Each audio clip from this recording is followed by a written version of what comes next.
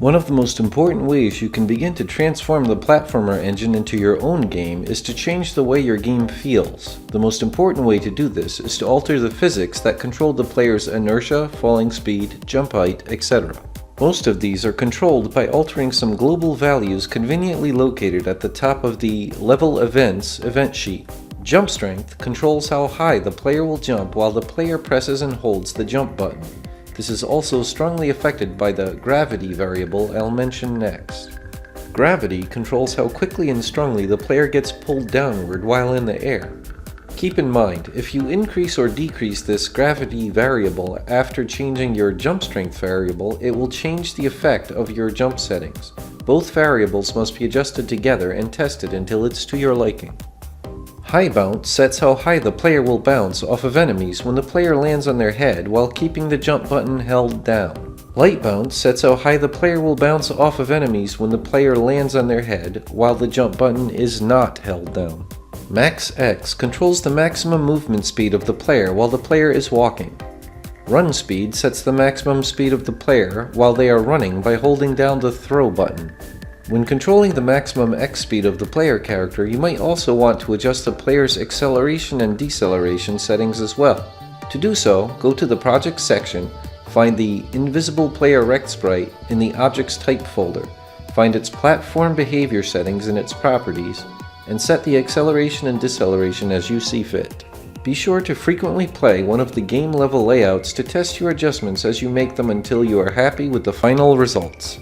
Now that you have the feel of the player movement customized, let's switch to Spriter and your graphics program of choice and customize the look of your character. If you open the Player 50% folder, you will find the SCML file and subfolders containing all the images used to create the player.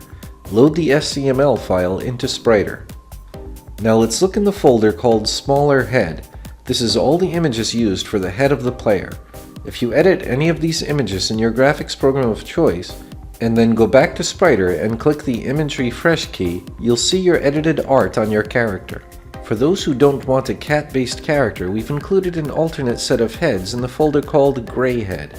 If you copy those images over the images in the Smaller Head folder, and click the Image Refresh button in Spriter, you'll see the player now has a humanoid-style head. Keep in mind, we're using Spriter's Character Map feature to swap out images to make the character look different while he has the fireball power. For the sake of simplicity, we're just swapping out head images with alternate colored ones which are located in the folder called Smaller Head 2. You can of course change this character map to replace different images if you'd like, such as the hands. To do so, we'd create a copy of the hands folder, alter them by changing their color or painting over them in a graphics program, then go back to the character map in Spriter, select all the images in the hand folder, and set the character map to replace all the hand images from the original folder with the ones from the new folder. For the image replacing to work properly, we need to copy the default pivot points from the original images to the new images. Now you see when you activate the character map, the player's hands change instead of the head. Of course, besides updating the visuals of your character, while you're in Spriter you could also adjust the keyframes and timing of any of the animations as well. Just keep in mind that changing how long any particular animation takes could have an effect on gameplay or the visual quality of the game. Once you're done customizing, you need to export the character in a special way and then re-import it into the platformer game engine. Choose File, Generate Sprite Sheets for project images.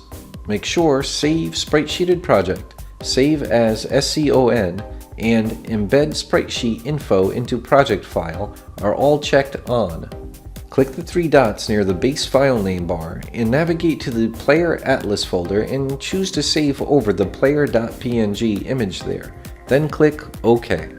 Now go to the Spriter layout in the Platformer Game Engine, double-click the player.scml object and load the updated image into it.